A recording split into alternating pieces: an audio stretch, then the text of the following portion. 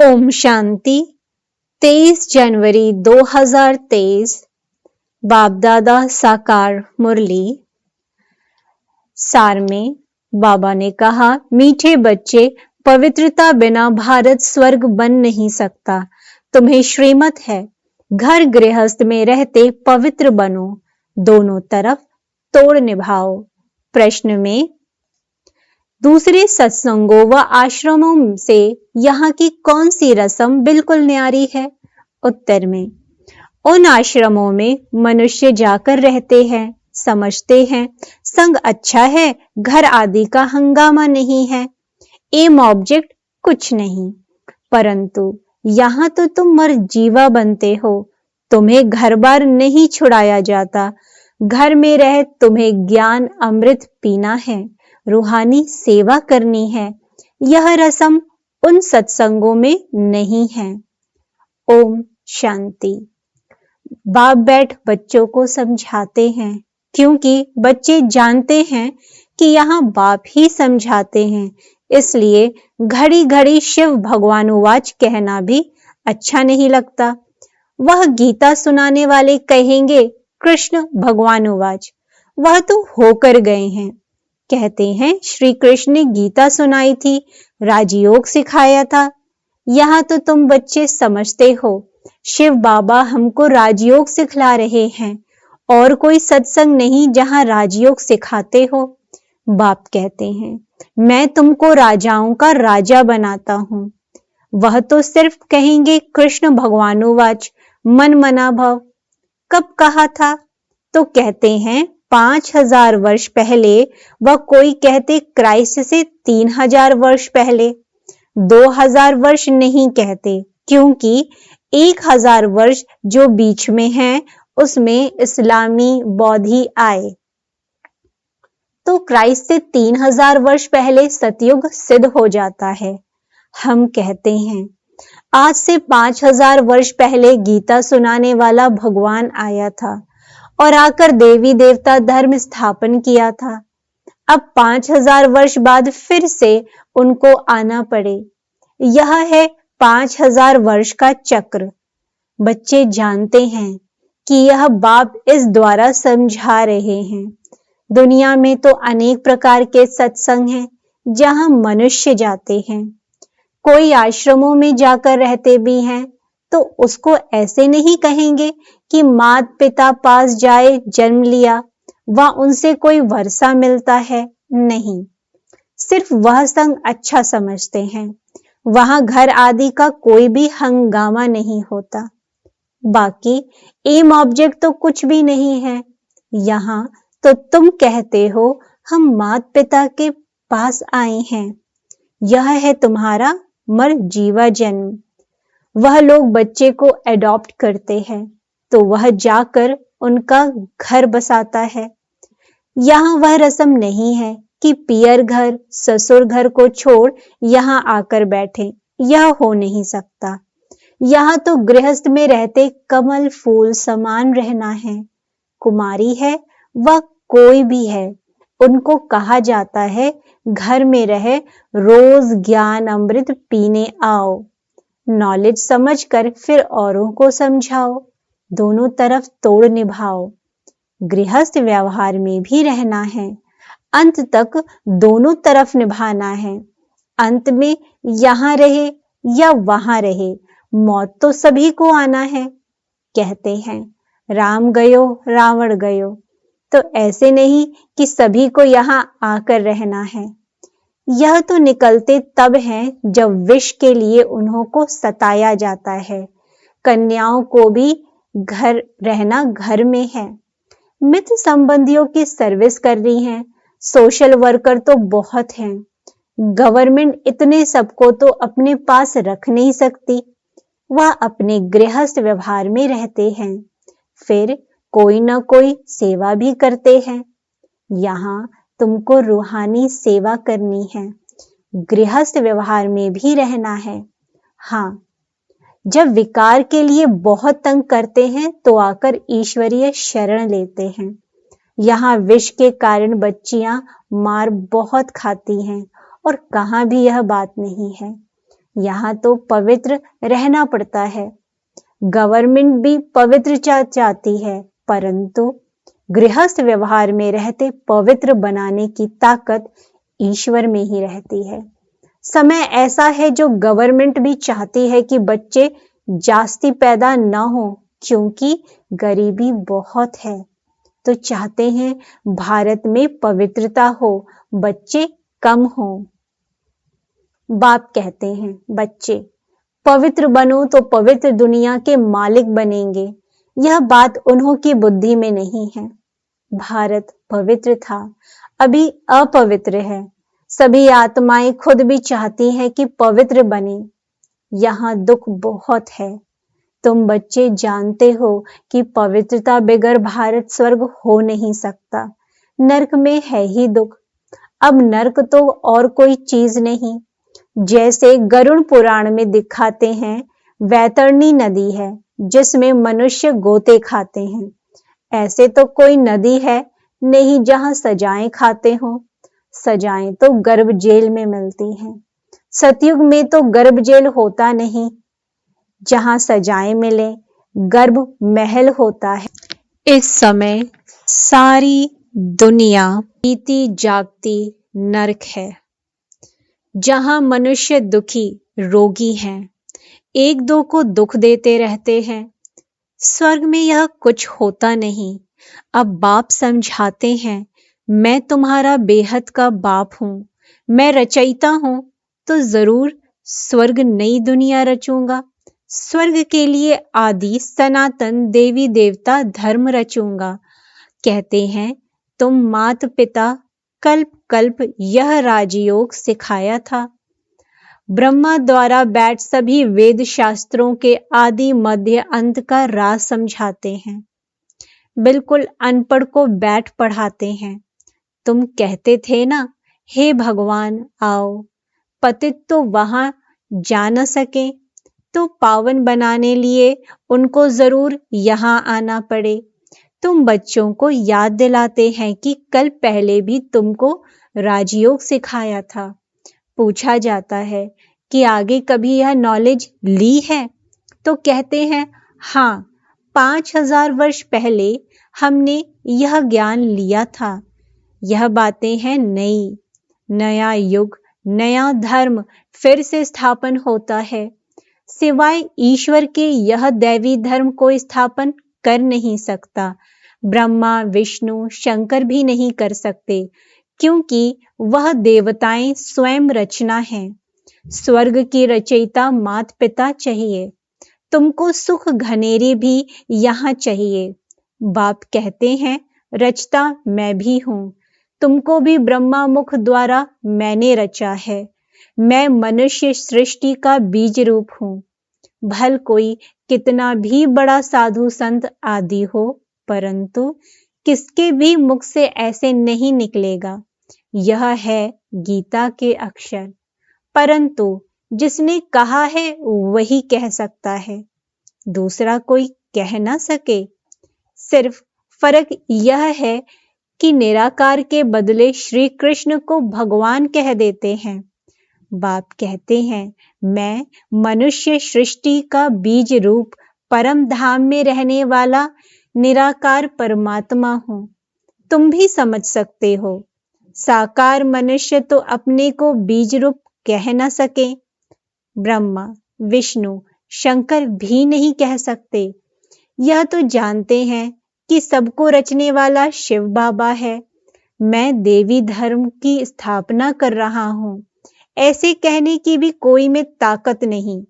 भल अपने को श्री कृष्ण कहलाएं, ब्रह्मा कहलाएं, शंकर कहलाएं, बहुत अपने को अवतार भी कहलाते हैं, परंतु है सब झूठ। यहां आकर जब सुनेंगे तो समझेंगे, बरोबर बाप तो एक है, अवतार भी एक है। वह कहते हैं, मैं तुमको साथ ले जाऊंगा, ऐसे कहने की भी कोई में ताकत नहीं। 5000 वर्ष पहले भी गीता के भगवान शिव बाबा ने कहा था, जिसने भी आदि सनातन धर्म की स्थापना की थी, वही अब कर रहे हैं। गाया हुआ भी है, मच्छरों सदृश आत्माएं गईं। तो बाप गाइड बन सभी को आए लिबरेट करते हैं। अब कलयुग का अंत है, उसके बाद सतयुग आना है, तो जरूर आकर पवित्र बनाए पवित्र दुनिया में ले जाएगा। गीता में कुछ ना कुछ अक्षर हैं। समझते हैं इस धर्म के लिए शास्त्र तो चाहिए ना, तो गीता शास्त्र बैठ बनाया है। सर्वशास्त्रमयी शिरोमणि नंबर 1 माता, परंतु नाम बदल दिया है। बाप जो इस समय एक्ट करते हैं वह थोड़े ही द्वापर में लिखेंगे। गीता फिर भी वही निकलेगी। ड्रामा में यही गीता नूद हुई है। जैसे बाप फिर से मनुष्य को देवता बनाते हैं, वैसे शास्त्र भी बाद में कोई फिर से बैठ लिखेंगे। सतयुग में कोई शास्त्र नहीं होगा। बाप सारे चक्र का राज बैठ समझाते हैं। तुम समझते हो हमने यह 84 जन्मों का चक्र पूरा किया। आदि सनातन देवी देवता धर्म वाले ही मैक्सिमम 84 जन्म लेते हैं। बाकी मनुष्यों की तो बाद में वृद्धि होती है, वह थोड़े ही इतने जन्म लेंगे। बाप इस ब्रह्मा मुख से बैठ समझाते हैं। यह जो दादा है जिसका हमने तन लोन लिया है, वह भी अपने जन्मों को नहीं जानते थे। यह है व्यक्त प्रजापिता ब्रह्मा, वह है अव्यक्त, है तो दोनों एक। तुम भी इस ज्ञान से सूक्ष्म वतनवासी फरिश्ते बन रहे हो। सूक्ष्म वतनवासियों को फरिश्ता कहते हैं क्योंकि हड्डी मांस नहीं है।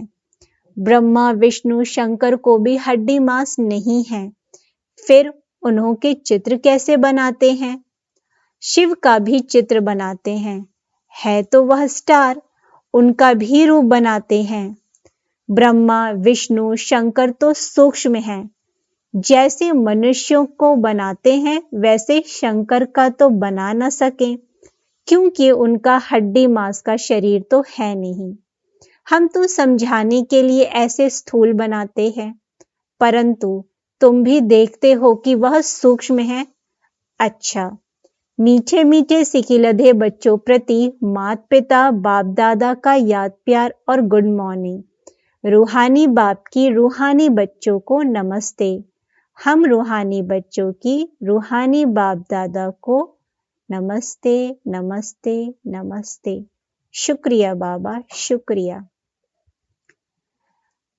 रात्रि क्लास 13 जुलाई 1968। मनुष्य दो चीज को जरूर चाहते हैं, एक है शांति, दूसरा सुख। विश्व में शांति व अपने लिए शांति, विश्व पर सुख व अपने लिए सुख की चाह रहती है मनुष्य को। तो पूछना होता है कि अभी अशांति है तो जरूर कब शांति हुई होगी, परंतु वह कब कैसे होती है, अशांति क्यों हुई, यह कोई को पता ही नहीं है, क्योंकि घोर अंधियारे में है। तुम शांति और सुख के लिए सबको बहुत अच्छा रास्ता बताते हो, तो सुनकर उन्हें खुशी होती है, लेकिन जब सुनते हैं पावन भी बनना है तो ठंडे पड़ जाते हैं। यह विकार है, सभी का दुश्मन और फिर सभी का प्यारा है। इसको छोड़ने में हृदय विदीर्ण होता है, नाम भी है विष, फिर भी छोड़ते नहीं हैं। तुम कितना माथा मारते हो, फिर भी हार खा लेते हैं। सारी पवित्रता की ही बात है, इनमें बहुत फेल होते हैं। कोई कन्या को देखा तो आकर्षण होती है, क्रोध व लोभ व मोह की आकर्षण नहीं होती है। काम महाशत्रु है, इन पर जीत पाना महावीर का काम है। देह अभिमान के बाद पहले काम ही आता है, इन पर जीत पानी है। जो पवित्र है उनके आगे अपवित्र कामी मनुष्य नमन करते हैं, कहते हैं हम विकारी आप निर्विकारी। ऐसे नहीं कहते हम क्रोधी लोभी, सारी बात विकार की है। शादी करते ही है विकार के लिए, यह फुरना रहता है माँ बाप को। बड़े हों तो पैसे भी देंगे, विकार में भी जाएंगे, विकार में न जाए तो झगड़ा मच जाए। तुम बच्चों को समझना होता है, यह देवताएं संपूर्ण निर्विकारी थे। तुम्हारे पास एम ऑब्जेक्ट सामने है। नर से नारायण राजाओं का भी राजा बनना है। चित्र सामने है। इसको सत्संग नहीं कहा जाता, यह पाठशाला है। सच्चा सत्संग सच्चे बाप के साथ तब हो जब सम्मुख राजयोग सिखावे। सत का संग चाहिए, वही गीता का ज्ञान देते हैं, अर्थात राजयोग सिखलाते हैं। बाप कोई गीता सुनाते नहीं। मनुष्य समझते हैं नाम है गीता पाठशाला तो जाकर गीता सुने। इतनी कशिश होती है, यह सच्ची गीता पाठशाला है, जहां 1 सेकंड में सद्गति, हेल्थ, वेल्थ और हैप्पीनेस मिलती है। तो पूछे सच्ची गीता पाठशाला क्यों लिखते हो? सिर्फ गीता पाठशाला लिखना कॉमन हो जाता है। सच्ची अक्षर पढ़ने की खींच हो सकती है, शायद झूठी भी है, तो सच्ची अक्षर जरूर लिखना पड़े। पावन दुनिया सतयुग को, पतित दुनिया कलयुग को कहा जाता है। सतयुग में यह पावन थे। कैसे बने सो सिखलाते हैं। बाप ब्रह्मा द्वारा पढ़ाते हैं, नहीं तो पढ़ाएंगे कैसे? यह यात्रा समझेंगे वही जिन्होंने कल्प पहले समझा है। भक्ति मार्ग के दुबन में फंसे हुए हैं। भक्ति का भपका बहुत है, यह तो कुछ भी नहीं है। सिर्फ स्मृति में रखो, अभी वापस जाना है, पवित्र बनकर जाना है। इसके लिए याद में रहना है। बाप जो स्वर्ग का मालिक बनाते हैं, उनको याद नहीं कर सकते। मुख्य बात यह है। सभी कहते हैं इसमें ही मेहनत है। बच्चे भाषण तो अच्छा करते हैं, परंतु योग में रहकर समझाएं तो असर भी अच्छा होगा। याद में तुमको ताकत मिलती है। सतो प्रधान बनने से सतो प्रधान विश्व के मालिक बनेंगे। याद को निष्ठा कहेंगे क्या? हम आधा घंटा निष्ठा में बैठे, यह रॉन्ग है। बाप सिर्फ कहते हैं याद में रहो। सामने बैठ सिखलाने की दरकार नहीं। बेहद बाप को बहुत लव से याद करना है, क्योंकि बहुत खजाना देते हैं। याद से खुशी का पारा चढ़ना चाहिए। अतीन्द्रिय सुख फील होगा।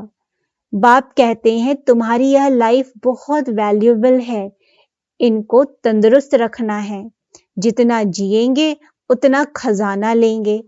खजाना पूरा तब मिलेगा जबकि हम सतो प्रधान बन जाएंगे। मुरली में भी बल होगा। तलवार में जौहर होता है ना, तुम्हारे में भी याद का जौहर पड़े तब तलवार तीखी हो। ज्ञान में इतना जौहर नहीं है, इसलिए किसको असर नहीं होता है। फिर उनके कल्याण लिए बाबा को आना है। तुम्हारे में भी याद का जौहर पड़े तब तलवार तीखी हो। ज्ञान में इतना जौहर नहीं है, इसलिए किसको असर नहीं होता है। फिर उनके कल्याण लिए बाबा को आना है। जब तुम याद में जौहर भरेंगे तो फिर विद्वान आचार्य आदि को अच्छा तीर लगेगा। इसलिए बाबा कहते हैं चार्ट रखो। कई कहते हैं बाबा को बहुत याद करते हैं, परंतु मुख नहीं खुलता। तुम याद में रहो तो विकर्म विनाश होंगे। अच्छा बच्चों को गुड नाइट। धारणा के लिए मुख्य सार। पॉइंट नंबर 1, घर में रहते भी रूहानी सेवा करनी है, पवित्र बनना और बनाना है। पॉइंट नंबर 2, इस जीते जागते नरक में रहते हुए भी बेहद के बाप से स्वर्ग का वर्षा लेना है, किसी को भी दुख नहीं देना है। वरदान, अपनी सर्व विशेषताओं को कार्य में लगाकर उनका विस्तार करने वाले सिद्धि स्वरूप भव। अपनी सर्व विशेषताओं को कार्य में लगाकर उनका विस्तार करने वाले सिद्धि स्वरूप भव। जितना जितना अपनी विशेषताओं को मनसा सेवा व वाणी और कर्म की सेवा में लगाएंगे तो वही विशेषता विस्तार को पाती जाएगी। सेवा में लगाना अर्थात एक बीज से अनेक फल प्रकट करना। इस श्रेष्ठ जीवन में जो जन्म सिद्ध अधिकार के रूप में विशेषताएं मिली हैं, उनको सिर्फ बीज रूप में नहीं रखो, सेवा की धरनी में डालो तो फल स्वरूप अर्थात सिद्धि स्वरूप का अनुभव करेंगे।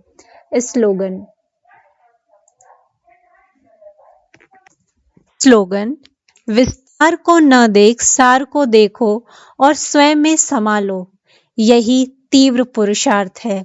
विस्तार को न देख सार को देखो और स्वयं में समा लो, यही तीव्र पुरुषार्थ है। अच्छा, ओम शांति, ओम शांति, ओम शांति।